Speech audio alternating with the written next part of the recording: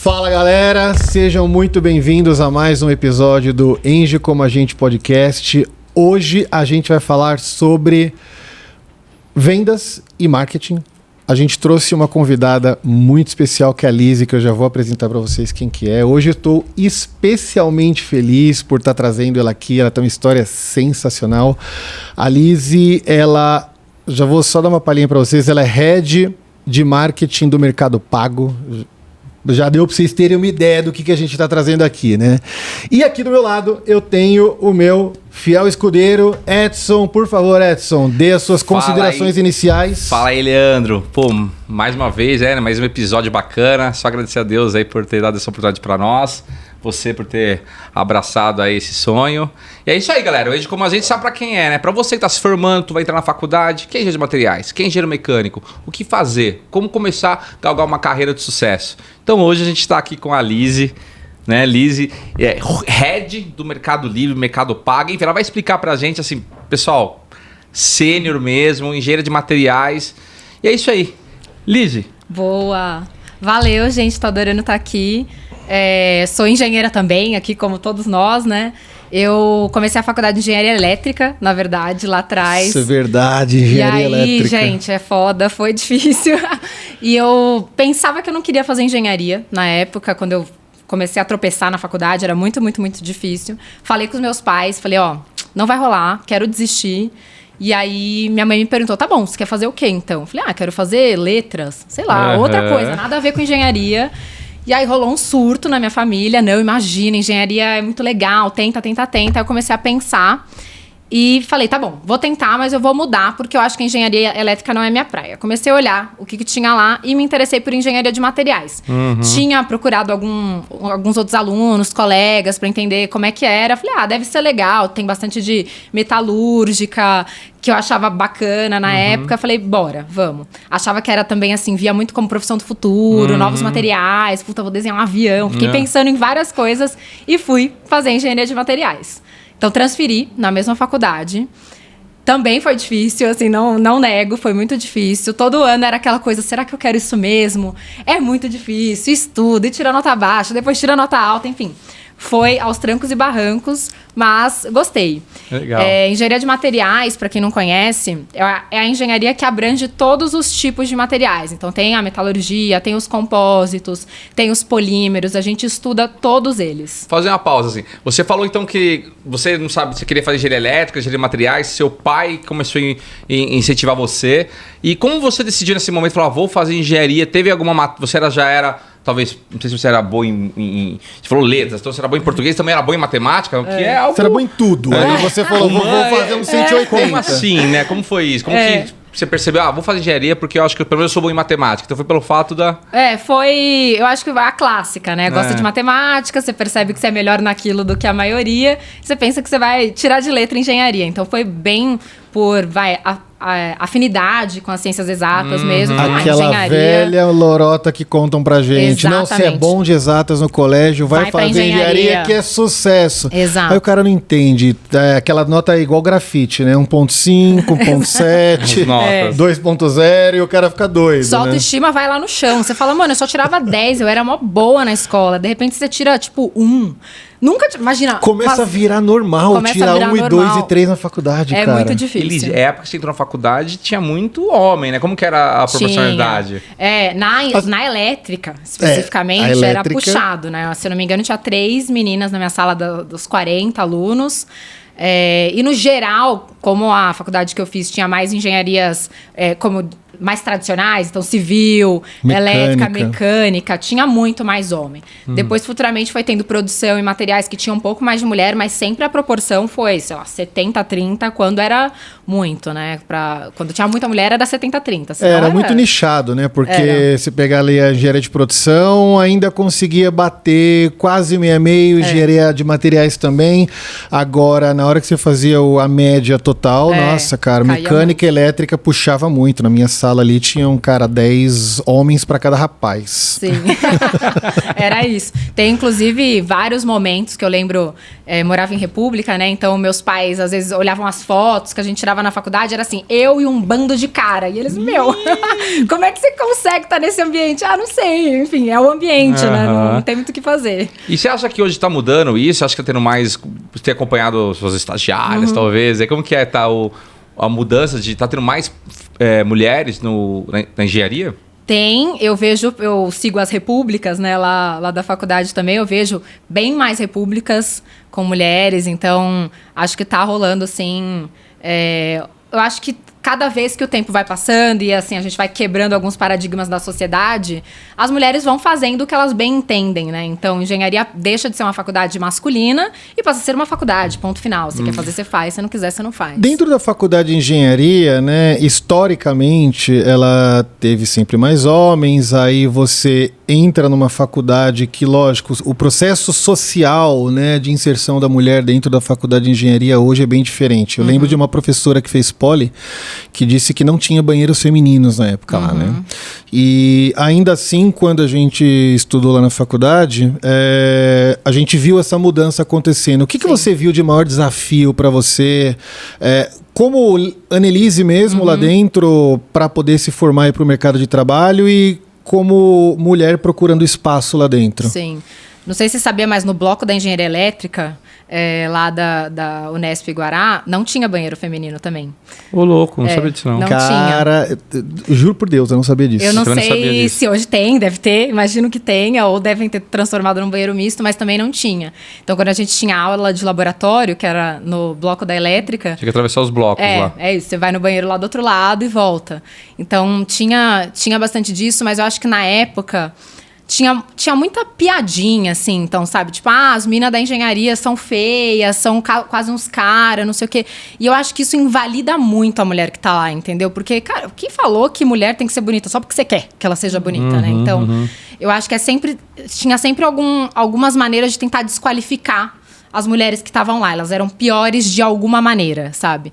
Então, acho que isso tinha muito. Isso era alguma coisa que eu sempre me irritava. Eu tentava combater de alguma maneira, ou zoando de volta, enfim, tentando não me calar com aquilo, sabe? Mas rolava bastante mesmo. Você, especialmente, conseguia, pelo menos, ficar ali no mesmo nível da galera.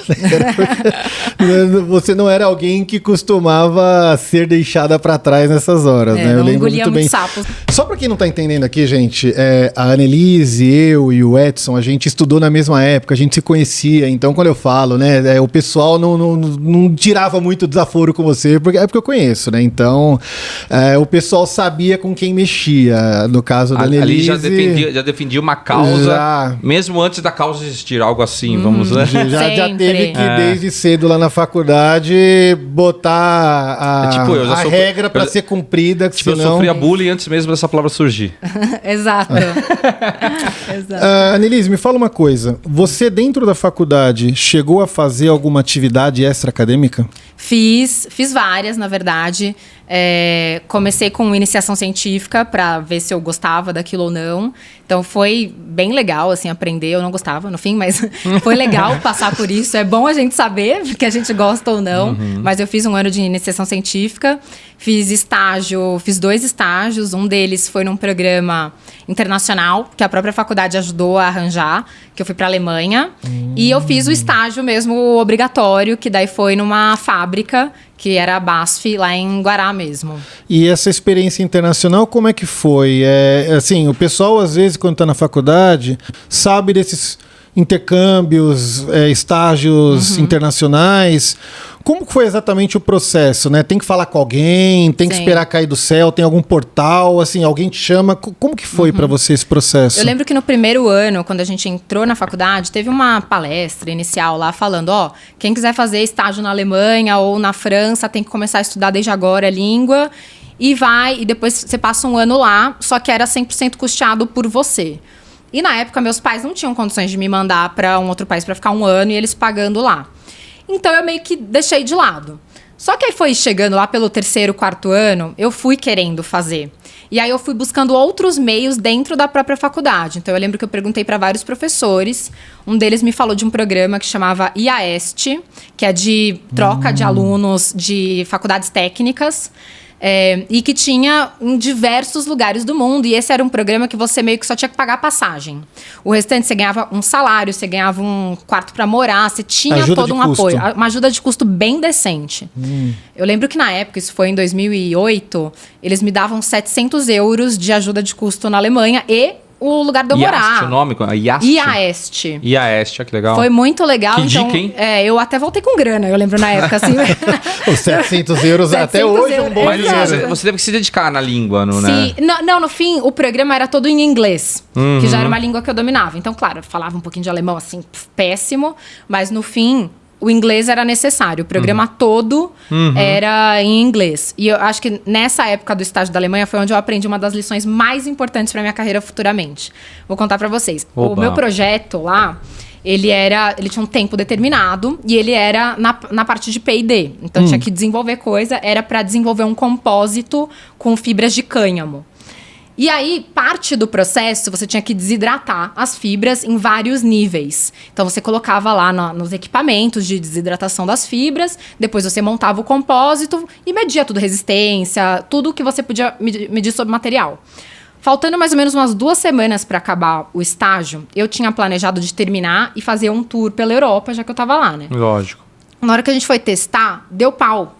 Porque a máquina que tinha feito a desidratação dos materiais não estava calibrada, então não ia servir para nada o projeto. E eu lembro que bateu um desespero, mas foi a primeira vez que eu falei, eu me comprometi a entregar, eu vou entregar esse negócio. E aí, era tipo 20 horas por dia no laboratório, cancela a viagem da Europa que eu ia fazer depois e Eurotrip entrega. foi pro saco. Foi pro saco, totalmente. Mas eu pedi ajuda lá comprometida. pro chefe, ele me ajudou, não, vamos mudar a metodologia, vamos fazer isso, vamos fazer aquilo, e eu consegui terminar.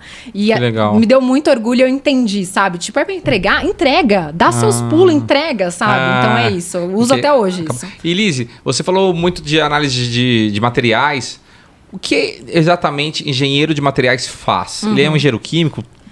É parecido, eu acho que é um misto de engenharia mecânica com engenharia química, a engenharia de materiais. Dá para você ir para diversos campos. Então, claro, pesquisa sempre dá, né? Em diversas fábricas. Então, por exemplo, eu trabalhei na BASF.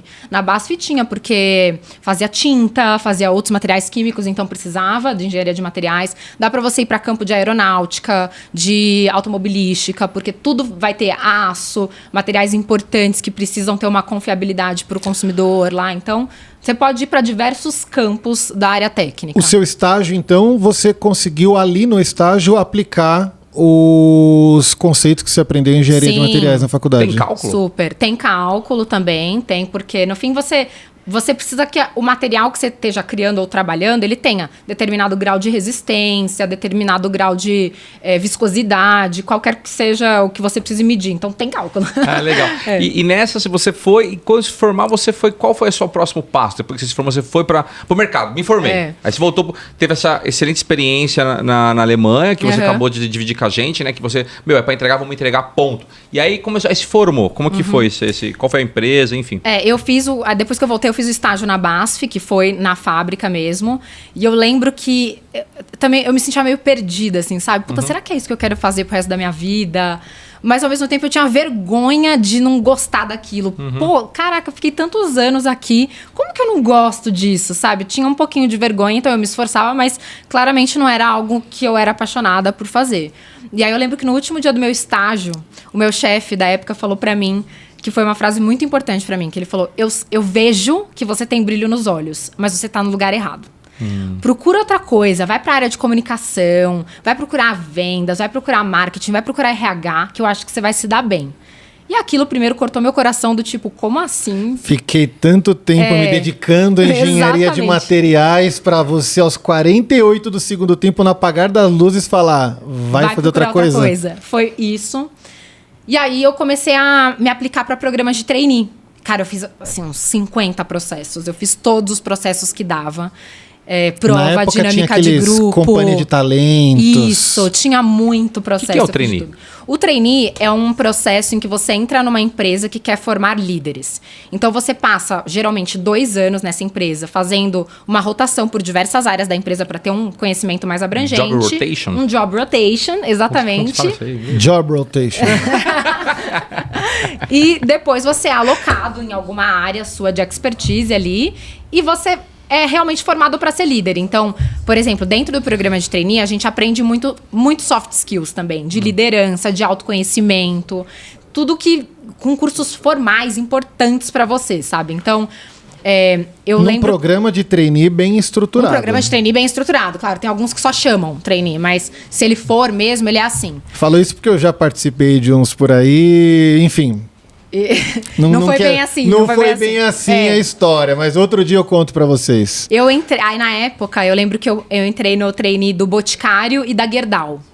E aí eu falei, mano, batom ou cantoneira? O que eu vou fazer, né? E eu falei, batom, com certeza. Eu fiquei pensando. E aí depois pedi um pouco de ajuda dos meus pais pra clarear, né, toda a situação. E por que eu escolhi pra Gerdau e não fui vender batom? A área que eu ia trabalhar na Gerdau... O programa parecia bem legal, do Boticário também parecia, mas o chefe que eu ia ter na Gerdau, a área que eu ia ter na Gerdau, ele tinha me amado. E também foi uma outra lição que eu aprendi. É muito bom ter um sponsor no mercado, no seu trabalho. O que seria um sponsor? Um sponsor é alguém que, tipo...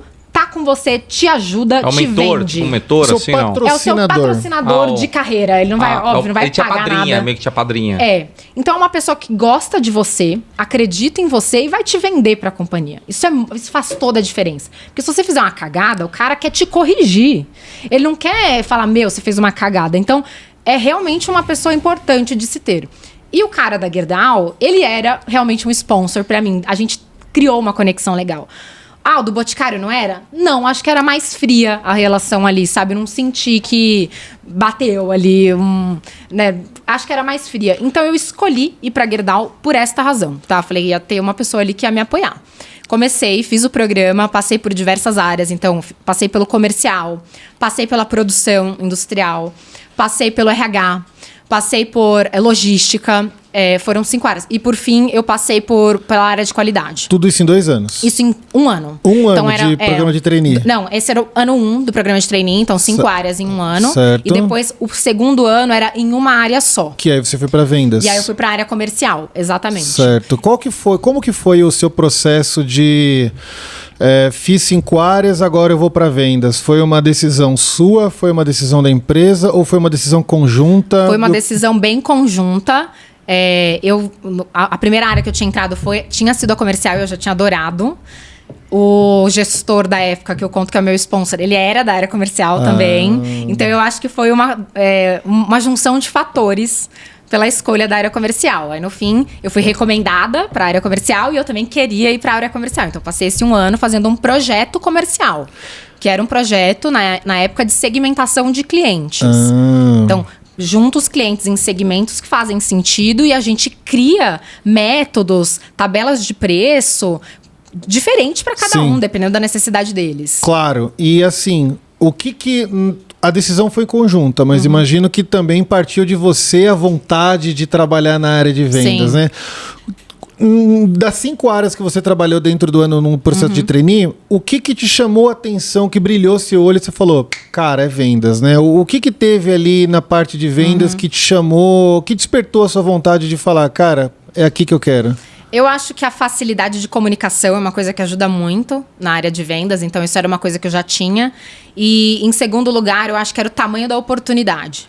Porque hoje o que eu vejo em todas as empresas é que a área de vendas ela pode ir do 0 ao 1000 muito facilmente. Então, você pode ter só uma pessoa que ali, nasci vendedor nato, como um cara super técnico, que sabe de técnica de comunicação, técnica de venda, técnica do produto. Então, dá pra variar muito. E eu via muito essa carência, de um apelo um pouco mais técnico na área de vendas. Então, eu falei, eu quero juntar as duas coisas, né? Ser uma pessoa de comunicação e de vendas técnica. Esse perfil técnico, então, você acha que te deu uma base melhor para poder trabalhar com vendas? Com certeza. Fazer todas essas correlações estatísticas de segmento, probabilidade de vendas. Dá para fazer de qualquer jeito isso, né? Dá para você chutar um número, como dá para você fazer uma coisa mais técnica ali, um cálculo mesmo para saber a sua previsão de vendas. Então, eu usei todos esses conhecimentos para também me diferenciar como profissional. Bacana. Na época. Foi bem legal. Daí você começou a trabalhar com vendas no ano 2. Isso, no ano 2. Como que você se desenvolveu? Você falou, beleza, né? Gostei, fiz um trabalho de segmentação de clientes e agora eu vou ver de fato o que é ficar aqui e não sair mais daqui, né? Como é que se desenvolveu essa questão de vendas com você? Porque imagino que você tinha facilidade de comunicação. Esse, imagino que também seja um skill muito importante, né? Sim. O cara gosta de comunicação, tá na faculdade, o cara tem aquela facilidade. Você acha que vendas, então, pode ser uma opção bacana para ele? Pode, com certeza. Como que você desenvolveu depois? Eu acho que a primeira coisa que foi uma porrada na cara que eu tomei lá nessa época do trainee, que também me fez refletir muito, foi que eu lembro que um dia eu cheguei, era ali trainee, pro meu chefe, dando 1 milhão de ideias de mudanças, que ia mudar a galera, a estrutura da empresa, ia mudar tudo. E ele me falou assim, ô Bonita, você não sabe nem qual que é a diferença de uma barra chata para uma cantoneira. Você entrou no busão agora e já quer sentar na janela. Exatamente. Você quer mudar a estrutura da empresa. Eu trabalho aqui há 30 anos. Enfim, todo mundo aqui sabe muito mais do que você. Pode ser que eles não fizeram faculdade de engenharia, mas sabem muito mais do que você. Então, vai aprender e depois você volta com suas ideias. Você acha que isso daí é um pouco do... O cara que se forma na faculdade de engenharia, falta às vezes um pouco de humildade pro cara? Falta. Porque eu já cansei de ver engenheirinho recém-formado querendo chegar na obra e dar ordem pro mestre de obra. Será que é falta de bom senso mesmo? Que a experiência faz ele ser... Ou é falta de vivência, eu acho que é falta de vivência, eu acho que experiência, bom tem senso. maturidade, né? Tem bastante de maturidade, mas eu acho que a gente tem que saber que essas pessoas estão no mercado por uma razão, elas estão lá porque elas sabem mais do que a gente, né? Então a gente tem que aprender mesmo, aproveita para aprender. Ainda na Gerdau, bem legal que você foi para a área de vendas, então você começou a fazer cálculos, né, para fazer estimativas, e você queria mudar, alterar o procedimento, a estrutura. Você acha que teve algum impacto o fato de você ser uma garota lá numa empresa Gerdau, engenharia pura, siderúrgica, né? Metalúrgica. É uma metalúrgica. Metalúrgica, né? Grande. Gerdau, E como que você sofreu alguma coisa desse tipo? Você acha que teve eu acho que no geral... Subestimado? Esse caso específico, você acha que também teve coisa desse tipo ou não? Eu acho que esse caso não. Esse caso foi aquele sponsor que te fala as verdades que ninguém tá te falando, sabe? Eu acho que foi uma ajuda. Ele falou só pra mim. Se ele tivesse falado na frente de todo mundo... isso é importante. Ele falou pra mim. Ele me puxou e falou, baixa a bola. Mas eu acho que, no geral, independente de ser a Gerdau, um ambiente masculino ou um ambiente menos masculino, no geral, nós mulheres precisamos sempre nos provar um pouquinho mais pra gente ser ouvida, pra gente ser levada a sério. Então, existem muitas maneiras. Igual eu falei, as maneiras de desqualificar as mulheres da engenharia lá, no mercado de trabalho também tem. Então, sei lá, um dia que você tá brava, vem um cara e fala, pô, você tá de TPM. Rolou isso? Rolou? Dá uns exemplos aí. Rolou um exemplo especificamente desse, de TPM, que anos depois, a pessoa que me falou isso me pediu desculpa, porque eu acho que ela aprendeu, refletiu. Anos depois, tipo, uns 2 anos depois. Eu nem lembrava mais da história. Ele me chamou e falou, cara, teve um dia que você estava muito brava e eu falei que você estava com TPM e só agora eu percebo como foi machista ter falado aquilo. Depois de assistir a palestra de compliance da empresa. Fez o curso lá, né, de homens e mulheres no mercado de trabalho. Mas é isso, a mulher, se ela tem uma postura mais assertiva, se ela tem uma postura de falar mais firme, ela já é vista como uma louca. Quantas vezes vocês já não ouviram por aí que ter chefe mulher é foda porque ela é muito exigente? Cara, não tem nada a ver, sabe? A gente pega alguns exemplos que a gente viu na vida e taxa como aquilo é ser mulher, aquilo é ser homem. Então, muitas vezes eu tive sim que quebrar alguns paradigmas e também entender a jogar o jogo, né? Porque eu falo, a revolução é uma coisa lenta. Eu não vou revolucionar se eu der uma palestra aqui hoje. É uma coisa lenta. Então, a gente tem que ir todos os dias entendendo como jogar o jogo, ganhando espaço para ir falar mais abertamente com outras pessoas. Teve um momento nessa empresa ou uma outra empresa que você queira dividir, que a gente foi impactante quando se trata de te subestimar pelo fato de ser uma garota, uma mulher? Como é que foi isso? Sim, com certeza. Eu acho que que é o mais comum hoje é a interrupção. Então, uma mulher começa a falar numa reunião... Um homem a interrompe. Não, peraí. Eu já ia te dar uma. A interrupção, ela acontece muito. Foi só pra quebrar o gelo, pessoal. Tem muito disso. E tem o mansplaining, que é uma expressão... É tipo você ficar explicando para o que a pessoa tá... Exatamente o que ele fez agora. A mulher vai e fala, e o homem simplesmente repete o que ela falou, como um sinônimo de, pera, eu sei o que é isso. Então deixa que eu falo que eu vou ser mais bem ouvido. Isso tem muito hoje em dia. Então eu me lembro de um exemplo. Se chama oportunista isso, no caso. Mas é um pouco cultural da sociedade. Isso isso acontece muito quando é uma mulher e um homem como falando você superou isso. isso? Como que é? Com base nisso, como que você se supera, né? Teve uma história de um dia que foi maravilhosa. A gente fez uma reunião num grupo de líderes, tinha mulheres, homens, para falar exatamente sobre esse tema. Mulheres, como a gente estimula mais mulheres a chegarem na liderança, o que a gente tem que mudar de comportamento nosso para que isso seja possível. E eu estava falando e um cara me interrompeu. Eu comecei a falar, ele me interrompeu para dar um exemplo de futebol. Que não tinha nada a ver com nada, mas ele me interrompeu. E aí, como se supera isso, né? Falando com bastante calma e respeito. Fulano, eu estava falando e você me interrompeu para dar um exemplo de futebol. Você não tem lugar de fala aqui, você deveria estar ouvindo o que eu tô falando para aprender mais. E aí todo mundo concordou comigo. Eu lembro que teve uma chuva de mensagem no paralelo. Puta, animal, mandou bem. Foi um evento presencial isso. Foi. E o cara tomou uma invertida das grandes. Mas ele não fez por maldade, sabe? Ele não falou, nossa, agora que ela tá falando, deixa eu interromper. É cultural. A gente tá acostumado a fazer isso. A gente viu a vida ser assim, né? Então a gente aprendeu que esse é o certo. Então são quebras de padrão mesmo. Depois desse caso aí que você tomou a corrigida do seu sponsor, você percebe que o negócio, você aprendeu de fato, aquilo acrescentou pra você? Porque a gente sabe a importância de ter um sponsor, Sim. de fato sponsor, né? Um cara que de fato tá patrocinando ali a carreira da gente. Sim. Isso fez você de fato, cara, entender melhor e Sim. subir? Sim, Como com que foi certeza. o processo depois lá dentro? Eu acho que depois o que eu fui aprendendo foi... Cara, primeiro ouve, depois fala. Então a gente tem 2 ouvidos e uma boca por uma razão, que é para ouvir mais do que falar mesmo. Então isso foi uma das lições que eu aprendi e eu fui tomando pela minha carreira. Depois, você trabalhou com vendas lá dentro da Gerdau. Você ficou quanto tempo lá? Eu fiquei 5 anos na Gerdau. 5 anos na Gerdau, só trabalhando com vendas. Isso, aí eu fui sendo transferida. Eu morei nessa história toda. Quando eu falava, desculpa interromper, Tá. mas quando eu falava, você lidou com pessoas também. Você tinha Sim. que...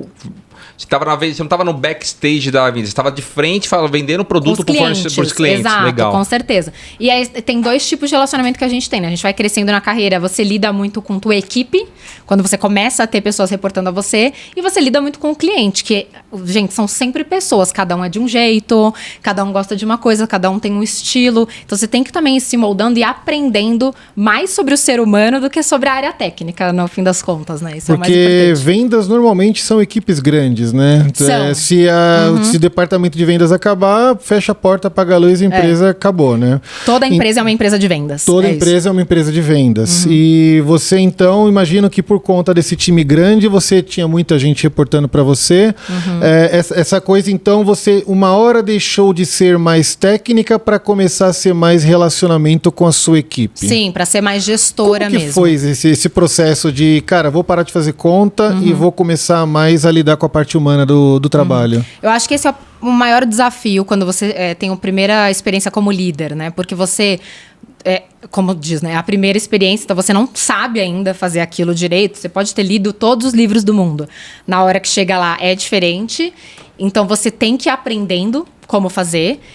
E no fim, você tem cada um das pessoas da sua equipe com um ritmo, com uma velocidade. Não tem muito o que ser feito, né? Então você tem que começar a respeitar a velocidade do outro. E entender quando que é só uma falta. Ele é lerdo por quê? Porque ele não quer trabalhar ou porque ele tem essa velocidade, né? Então tem que entender que existem talentos e talentos. E uma empresa, um time de futebol, como sempre falam, não é só de Neymares, né? Sim. Então a gente sempre tem talentos diferentes e complementares. Isso é bem importante o que você falou, porque gestão de equipes você não faz a mesma gestão para todo mundo. Exato. Você tem que customizar a necessidade de cada parte da sua equipe. Sim, é a liderança situacional que a gente fala. Então, cada um está em um momento de carreira ali. Então, tem a pessoa que está nova, que ela tem muito gás, mas pouco conhecimento. Tem a pessoa que está há mais tempo, tem muito conhecimento, talvez nem tanto gás. Cada um vai precisar de um estímulo teu como líder. Hoje você como líder, quantas pessoas você Você pode nos falar mais ou menos quantos profissionais estão Sim. abaixo da sua hierarquia e se possuem engenheiros,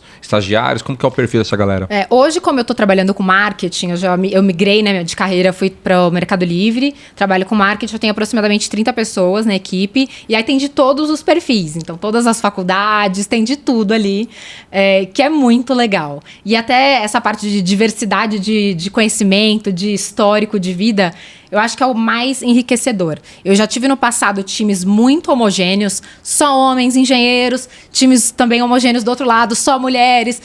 E, cara, o mais legal é quando é uma grande mistura. É o que mais produz, é o mais divertido, é muito legal, assim.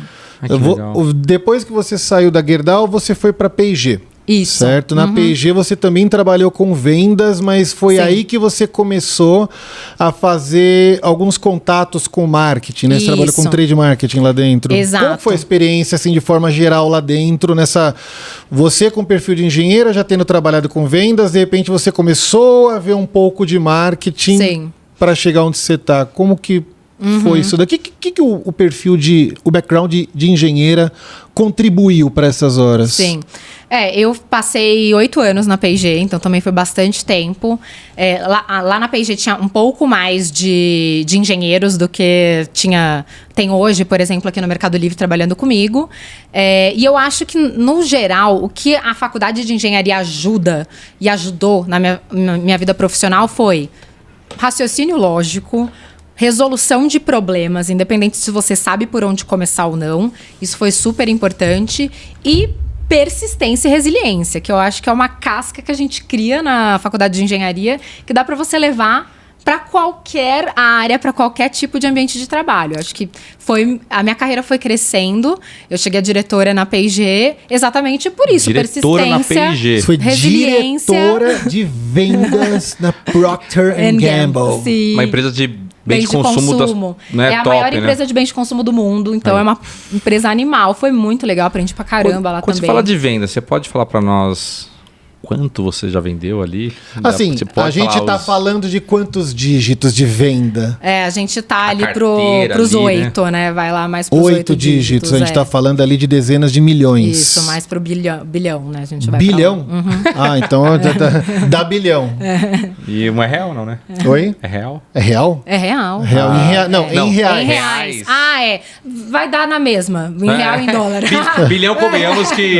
É isso. Aqui em dólar fica aquela coisa mais chique, né? Qualquer lugar do mundo, bilhão é bilhão, né? Exato. Você está no Mercado Pago hoje, né? Isso. O Mercado Pago, só para entender, ele é um ramo dentro do Mercado Livre. Exato. Certo? Ele é uma das empresas, do grupo Mercado Livre. Então, é a parte de fintech, que é uma empresa de tecnologia de finanças do Mercado Livre. Certo. Você estava na Procter & Gamble, né? Na P&G, trabalhando com vendas. Hoje você trabalha com marketing. Como que foi essa transição? Porque tem a ver uma coisa com a outra, marketing com vendas. Como que foi aí o processo de marketing agora, né? Sim. Eu acho que chegou um momento que eu queria fazer algo diferente, continuar aprendendo, fazer algo que eu ainda não tinha feito. Então eu comecei a buscar empresas de tecnologia, porque eu sentia que ia ser muito diferente realmente do que eu estava fazendo ali numa empresa mais tradicional. E foi quando surgiu o Mercado Livre. O Mercado Livre, para quem não sabe, é a maior empresa da América Latina hoje. Não só do setor, é a maior. E é Brazuca? Não, ela é argentina. Argentina. O Brasil é o maior mercado do Mercado Livre, mas é uma empresa argentina. E a maior empresa Erol, todas. Coloque todas da América Latina. É uma empresa muito grande. E aí eu recebi essa oportunidade de ser a líder de marketing do Mercado Pago. E aí lá na época eu falei, cara, eu não sei nada sobre fintech, banco digital, tecnologia. Eu vou. Eu não manjo nada disso. Ótimo. Agora eu quero ir. Excelente ideia. Mas foi muito difícil, tá, gente? Assim, até... Às vezes a gente acha, nossa, que engraçado, foi lá, não sabia nada. Cara, é muito ruim. A essa altura do campeonato, você não sabe nada.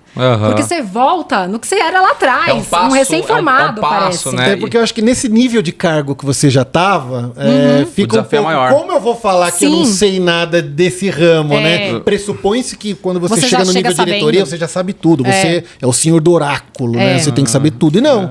você teve humildade pra falar, cara, e disso eu não sei. Isso. Vamos ver o que acontece. Foi mais ou menos isso. Falei, obviamente, nas entrevistas, gente, eu não sei nada disso. Eles confiaram em mim. É importante nesse momento da entrevista falar a verdade, né? Ser franca. Claro, com certeza. Foi assim, o potencial de aprendizado, né? Eu quero aprender, tô com vontade. Se bora. você falou que não sabia disso na entrevista, o que você então acha que chamou a atenção deles? Não foi hard skill exatamente, não foi habilidade técnica. Imagina, não foi nada. Eu acho que foi muito... O que a gente precisava como companhia naquele momento era alguém que ia organizar a área mesmo. Então, essa é uma habilidade que você aprende e você pode tocar em qualquer área, né? Você não precisa exatamente ir na sua área ali de domínio. E que fosse fazer o time se sentir bem. A gente estava com um problema ali de moral da equipe e tudo mais. Então, são coisas que eu gosto de fazer e que eu sabia que eu ia fazer bem. Então, eu coloquei meus esforços aí enquanto eu ia aprender a parte técnica. Fiz curso, li livro, perguntei, abri 50 mil PPTs para ir me colocando nesse universo. Obviamente que eu ainda estou aprendendo, estou lá 1 ano e meio só, mas com certeza já evolui bastante ali da pessoa que não sabia nada para hoje. Ô, Lídia, você falou de uma diferença. Você falou uma empresa argentina, uma grande corporação argentina, né? Uma empresa latino-americana, e a Procter & Gamble, que é americana, raiz. Sim, teve esse mudança de valores? Você sentiu uma cultura diferente? Sim, mudou drasticamente. Primeiro, você sai do inglês e vai falar espanhol. Eu não falava espanhol. Então, é um portunhol daquele jeito ali. Já tem uma mudança aí de entendimento do que está acontecendo na companhia. Segundo, nós somos latino-americanos. Nós somos completamente diferentes dos americanos. Então, eu tô numa empresa que só tem base na América Latina. A gente não é os caras mais engessados do processo e tudo mais. A gente é uma empresa que quer criar, quer velocidade. É completamente diferente de uma empresa que tem processo, e que o sucesso da empresa é o processo. Então, essa foi uma grande mudança, mas eu queria fazer essa mudança, eu queria provar disso, como é que é ter liberdade para criar. Foi pro underground. Exatamente. E fui aprendendo. Então, adorei fazer parte dessa cultura também. Você disse que nesse processo de 1 ano e meio você começou a aprender marketing, né? Você leu muito, você consumiu muito conteúdo. Sim. Você quer passar alguma dica aí para quem tá querendo entrar nessa área e tava na mesma situação que você? Livro, curso, alguma coisa que você acha importante pro cara ter um norte ali para começar? Com certeza. Eu fiz bastante curso de streaming na época e YouTube, do tipo, digita lá o que você precisa saber e aprende uma aula. Mas eu vou te dizer que onde eu aprendi mesmo foi perguntando para as pessoas. Foi o meu jeito de aprender. Do tipo, porque às vezes você não sabe nem que pergunta que você quer fazer, né? Quando você tá ainda muito ignorante ali na área, que pergunta que você faz? Você não sabe. Então, você precisa começar a perguntar esse tipo de coisa para os seus colegas. Cara, o que você acha que eu deveria saber? E aí você vai aprofundando. Então, também mostrar humildade ajuda muito nesse momento. Você teve a oportunidade, por estar dentro da empresa, de ter contato com os profissionais do marketing, né? Você fez a pergunta para os universitários, né? Então, a galera já foi orientando você melhor. Sim, exatamente. Você acha que dá para... Do que você consumiu, você indica alguma coisa para alguém? Eu acho que o mundo daqui para frente vai só crescer essa parte de digital. E o digital, ele tem uma proximidade com tudo que a gente aprende na engenharia, que é estatística, quantidade de dados absurda, como que você correlaciona tudo aquilo e padrão. Porque a verdade é que o marketing digital é nada mais do que você tem dados super precisos de todos os seus usuários. Que horas que ele abre o app, aonde ele clica, se ele compra, se ele não compra, se ele só navega, se ele não navega, que dia que ele faz uma compra, se ele gosta mais de desconto ou se ele gosta mais de conveniência. Você tem todos esses dados. Só que os dados sozinhos não servem para nada. Perfeito. Então é isso. Como que você correlaciona isso tudo? Quais são as perguntas certas que você tem que fazer para o sistema? Existem softwares para isso? Como que você nos puder... É um software ou é uma área de, por exemplo, ciência de dados que tem lá? Geralmente, nas empresas de tecnologia, como tem esse volume muito grande de dados, nada é Excel. Que foi a primeira grande virada aí da minha vida, né? Você não tem um Excel, o Excel, você olha lá ele trabalha e faz com uma você tabela dinâmica. Até certo ponto. Exato. Depois ele não vai. Então, a minha equipe, por exemplo, precisa ter skills hoje de SQL, que é uma linguagem de programação, para conseguir mergulhar no banco de dados. Perfeito. Fazer as perguntas certas para o banco de dados e extrair aquela base para ir para um Excel aí depois. Mas sem isso, você não consegue acessar os dados. Então, exige um conhecimento técnico, mesmo sendo um profissional de marketing. Entendi. Nossa, que legal, cara. E como que você tá vendo agora? Então, você tá percebendo então, que o marketing digital, né? O marketing digital, o negócio digital tá cada vez mais... Sim. Relevante. E você tá cada vez se especializando nisso. Sim. Então, pro cara que tá se formando, se ele quiser entrar numa fintech, qual é a dica que você dá? Você fala, qual é o skills, qual a habilidade que ele deveria começar a fazer? Ou é uma pós-graduação? Você acha interessante uma pós-graduação ou um curso online, enfim? Sim. Eu fiz pós-graduação na minha vida. Eu fiz depois de 5 anos de formada. O quê? Eu fiz em marketing na época. Não, você não estava tão perdida. Não estava tão perdida. É que era bem mais tradicional o marketing que eu estudei na época do que é hoje. Então ele era muito voltado assim até mais para bens de consumo, indústrias mais tradicionais. Não tinha muito essa coisa digital como tem hoje, né? Mas a primeira dica que eu falo para todo mundo que vem me perguntar é: não sai da faculdade e vai fazer uma pós. Vai aprender, vai tomar umas porradas no mercado de trabalho. Depois você pensa qual pós que você vai fazer. Você vai ter uma troca muito melhor com seus colegas de sala. Então, espera um tempo e faz depois. Então você não está nos dizendo que pós-graduação a pessoa tem que fazer, mas aguardar um pouquinho. Mas hoje, você mesmo disse que viu muita coisa na internet, né? E hoje você é mentora e professora do Conquer, né? O que é o Conquer? Fala pra nós aí. Exato. O Conquer é uma escola de negócios super inovadora, que eles querem ensinar coisas que ninguém aprende na faculdade mesmo. Olha então, só que legal. Eles pegam isso, tudo que falta pra gente que é profissional, que tá no mercado de trabalho e não sabe direito onde procurar, e eles dão essas aulas com uma metodologia maravilhosa sobre todas as áreas de conhecimento. Então, Conquer, tem apoio aí, hein, ó. E no fim, eles me convidaram para fazer uma aula de disciplina no curso de Produtividade Inteligente, que saiu esses dias também. Tá muito legal o curso. E eu adorei, porque é uma temática que ao longo da minha vida eu fui desenvolvendo mesmo. Como ter disciplina para executar o que você quer. E você dá aula de Produtividade Inteligente, assim, não querendo que a aula seja dada aqui, mas só para dar uma palhinha de curiosidade sobre esses skills aí que a gente não aprende na faculdade, né? O que exatamente seria uma produtividade inteligente? Sim. Produtividade inteligente é você conseguir entregar tudo que você precisa e deseja entregar de uma maneira planejada. Por quê? Porque quanto mais a gente entrega, mais a gente é feliz. É um combustível para nossa felicidade entregar. A gente é movido a entregas. E se você consegue entregar tudo que está na sua cabeça, você vai ficando mais feliz. Pra gente ser feliz é isso. É muito básico, entendeu? É entregar o que você se propôs a entregar. Pode ser na sua vida pessoal, na sua vida profissional, em todas as áreas, não importa. Então é basicamente isso que a gente fala no curso. Bacana. Então você tá hoje com o Mercado Livre, no Mercado Pago, né? Que lá dentro do Mercado Livre. Você também tá na Escola Conquer dando a aula de produtividade inteligente. Eu vou mudar um pouquinho a sequência da pergunta, né? Que eu acho que o pessoal deve estar vendo a gente aí falando, pô, legal, a Lizzy, trabalhou com vendas, está com marketing agora, ou passou por direção, hoje está num cargo de muita responsabilidade, ela é head de marketing, de trade marketing do... Aproveitando, cara, depois fala o que é head de marketing? Que não... Head de marketing... É o líder da área. Quem manda na porra toda, cara. Quem manda e desmanda. Quem fala, faz isso, faz aquilo. Obrigado. É quem toma as decisões.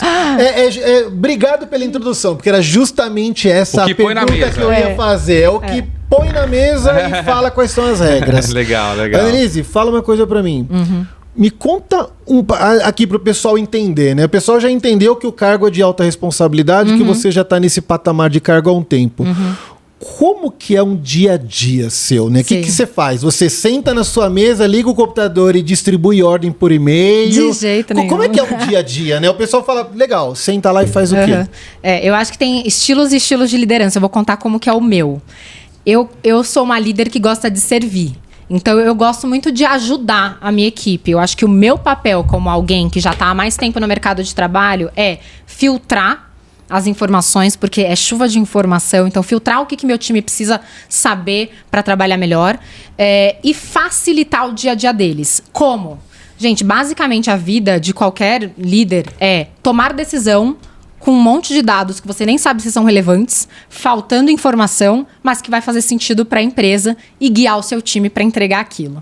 Então, basicamente, o meu dia a dia é isso. É pegar um monte de pepino que vai surgindo e tentar tomar decisões que vão facilitando a vida do meu time. A decisão do líder ela é tomada de forma autocrática ou você normalmente senta ali com as pessoas para tentar se embasar melhor na sua decisão? Eu geralmente consulto muito as pessoas, minha equipe, mas não vou mentir que tem vezes que você tem que tomar uma decisão, porque se não há um consenso, você vai ter que tomar a decisão e alguém vai ficar chateado ali porque não concorda, porque acha que deveria ver por uma outra ótica, mas você tem que explicar por que você tomou aquela decisão, para aquela pessoa entender também as suas razões. Mas a verdade é que existem momentos que um líder não vai ser popular.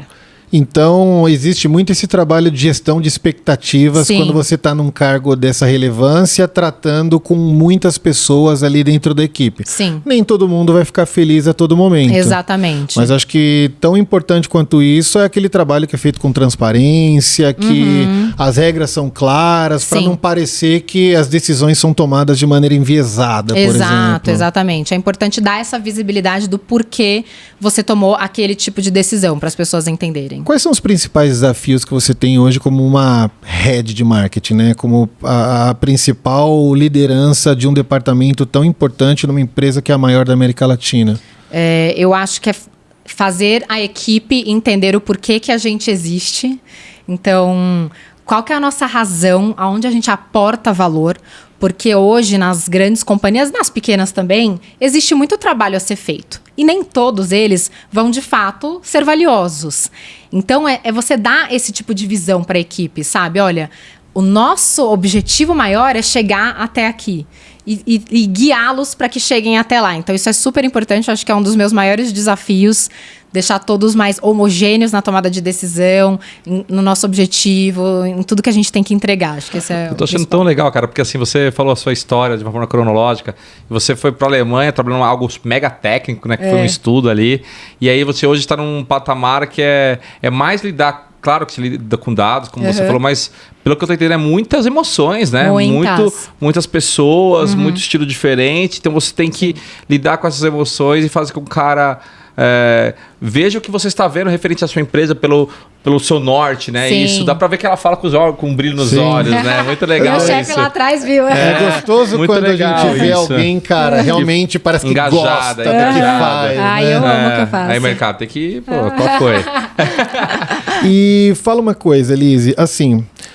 você tem uma carreira que ela é muito bonita, né? Você inspira muita gente, muitas meninas, né? Muitas mulheres estão entrando no curso de engenharia, muitas mulheres que estão no mercado de trabalho. A gente sabe como hoje no mercado e na sociedade é difícil ver mulheres em posições de liderança, né? Isso aí é um papo que a gente poderia ter um dia só dedicado para isso. Né? E assim... o que a gente tem de proposta aqui, né, no Engie Como a Gente, é a gente trazer essas pessoas para contarem essa conversa normal, né? Que a gente às vezes não sabe o que é um bastidor de uma pessoa, gente como a gente, né? Que é o que a gente se prontifica a trazer aqui. As pessoas têm aquela ideia de que, olha, o sucesso é quando eu virar CEO. O sucesso é quando eu tiver a minha própria empresa faturando 1 bilhão por mês, né? Eu já sei a resposta, mas só que você, Lizzy, hoje se considera uma profissional de sucesso? Eu acho que a minha carreira e a minha trilha, se você olha da onde eu saí, onde eu cheguei, sim. Mas eu acho que ao longo dos meses, dos anos, nem sempre é essa visão que a gente tem. Por quê? O crescimento não é linear. Então você não está hoje melhor do que ontem, todo dia. Tem dia que você está pior. Tem meses que você tá pior, tem anos que você tá pior. E aí você começa a olhar pra trás e você fala, cara, que horrível, eu tô piorando, eu não tô conseguindo atingir meus objetivos. Então, essa é uma das reflexões que eu sempre fiz na vida, que é, de vez em quando, tá tudo bem não ir pra frente. Você tem que mirar ali no longo prazo. Onde você quer chegar no longo prazo e qual que é o seu plano pra chegar lá? E vai, segue o plano, faz o que você se propôs a fazer. O que você passa aí de inspiração para essa galera de... qual que é o seu segredo do sucesso? Acho que não tem segredo. É disciplina, fazer o que precisa ser feito, independente se você está com vontade ou não. Vai e faz. Se você tem que fazer, faz. Então é bastante disciplina. E ter um plano. Como que você quer chegar nesse plano? Qual o seu plano A, qual o seu plano B? É importante a gente trilhar isso. E assim, às vezes as pessoas pensam que você tem que ter um plano ultra específico. Eu quero ser CEO da empresa tal no ano tal. Não é isso. Não é bem isso. Mas eu quero crescer, eu quero ganhar mais dinheiro, eu quero fazer uma pós-graduação. Você traça tudo o que você precisa fazer e começa a fazer. Simplesmente isso. É tão simples quanto faça. Liz, você deu o segredo do sucesso, agora eu queria o segredo do fracasso. Qual foi o que você se arrepende, que você talvez fez ali? Eu teve um arrependimento. No meu caso, eu fiz um MBA em gestão de negócio. Foi legal, mas talvez não agregou tanto. Talvez eu deveria ter esperado mais um pouco para fazer. Eu queria saber se você teve algo desse tipo que você se arrependeu de fazer, que não fez, ou que fez, enfim.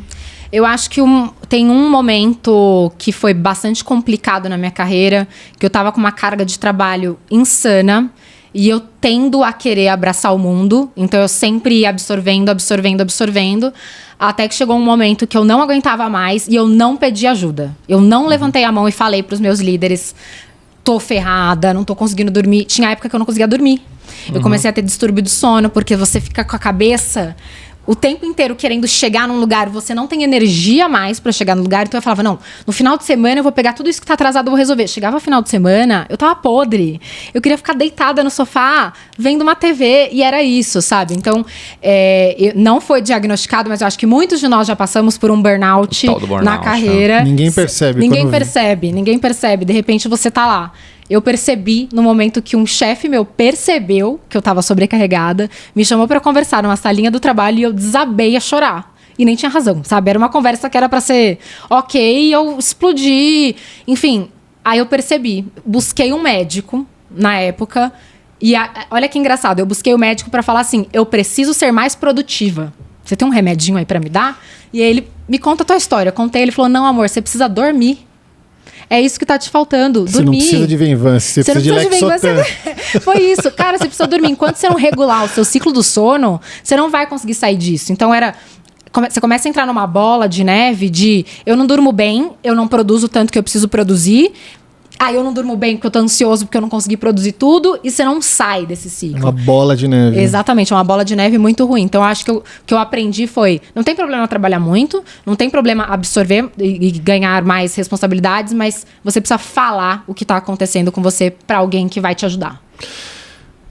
Gente, essa é a pior hora do programa. eu até fechei o semblante aqui. Se deixar, eu falo com a Liz até amanhã e a gente vai ficar falando. Né? E porque ele já queria fazer mais perguntas. Porque o assunto é ótimo, a área que ela trabalha é ótima, a Liz é uma profissional ótima. É muito conhecimento, muito conhecimento. Cara... Sensacional. A gente chama a Liz outro dia aqui pra vir conversar, pra poder contar o resto da história, contar mais bastidores. Vamos. Liz, muito obrigado. Eu que agradeço. De coração. Irmão gêmeo Muito obrigado de coração por ter vindo. Quem quiser entrar em contato com você pra de repente acompanhar, pode te seguir lá no LinkedIn? Pode, com certeza. A gente vai botar aqui na tela para vocês verem o arroba do LinkedIn da Liz, para vocês verem ali tudo que ela posta. Ela posta ali, muita coisa legal. É mentora no Conquer, é importante. Isso, os cursos que ela tá participando lá na Escola Conquer, acho bem bacana. Edson, por favor. Liz, muito obrigado de coração por ter contado tudo isso pra gente. Foi ótimo. Te acompanho lá no LinkedIn, nas redes sociais, mas só que eu não sabia com tanto detalhe como era legal o que você fazia. Ai, que legal. E como que tinha se desenvolvido tão bem sua carreira. Eu fico, assim, como um amigo especialmente feliz. Desde o início do projeto ele falou seu nome. Desde o início do projeto eu adorei. Eu já tava doido pra chamar a Liz, que eu falei, cara, ela tem muita coisa legal pra contar pra gente. Ela tem muita coisa legal pra contar pra vocês que estão aí, querendo entrar no curso de engenharia. Você que é mulher, né? Você que é mulher, cara, tá ouvindo aquela coisa de, poxa, vou chegar no mercado de trabalho. Olha quem tá aqui com a gente, contando a história que contou, né? Gerdau. Isso aí, agora é o momento dos nossos apoiadores. Sim, e desta vez eu vou falar sobre essa empresa, a Pavuc Engenharia e Consultoria. Ela é boa? É sensacional. É que, olha, O diretor técnico da Pavuk é um profissional extremamente diferenciado. A Pavuk, ela faz consultoria em elevadores, manutenção de elevadores. Então, o síndico, o empreendimento, a incorporadora, uma construtora que está querendo receber uma assessoria, está precisando colocar um elevador dentro do empreendimento, está com dúvida, está precisando fazer manutenção. Cara que é engenheiro, quer entender um pouco mais ali, né? Saber sobre elevadores. Entre em contato com a Pavuk Engenharia e Consultoria. A gente vai passar o contato aqui na tela também. E, gente, isso aí. O diretor da Pavuk é um cara que conhece tudo de elevadores, gente. E a gente vai falar também agora da... Mônica Villani Advogados. Ó, imagina um escritório de direito, de advocacia, na qual ela te passa o juridiquês, né? Aquela linguagem técnica jurídica de uma forma mais clean, né? Que faz um contrato perfeito para você, que te protege. Enfim, para você que está abrindo uma empresa. É ou não é, Leandro? A Mônica Villani, ela trabalha com direito digital, ela trabalha com LGPD e, cara... Ela faz igual a gente faz aqui, cara. Ela fala de maneira muito simples o que você precisa saber. Então, gente... E ela tem empatia pelo seu negócio, né? Demais. Ela quer que você dê certo. É uma parceira nossa aqui, @Mônica Villani Advogados, lá no Instagram. Vocês vão poder seguir ela e tem bastante conteúdo bacana para vocês verem. Pessoal, próxima semana a gente vem com mais um convidado aqui. Hoje a Lise conversou com a gente sobre engenharia de materiais na faculdade, sobre venda, sobre marketing. Ela é head do Mercado Pago hoje. E segue a gente. Segue a gente, gente. Aqui na tela a gente está com todas as mídias sociais da gente: LinkedIn, YouTube, Facebook, Instagram, Spotify. Cara, daqui a pouco tem TikTok também. A gente vai passar tudo para vocês. Gente, ó. É isso aí. Obrigado mais uma vez. Estamos com vocês e até a próxima, gente. Tchau. Valeu.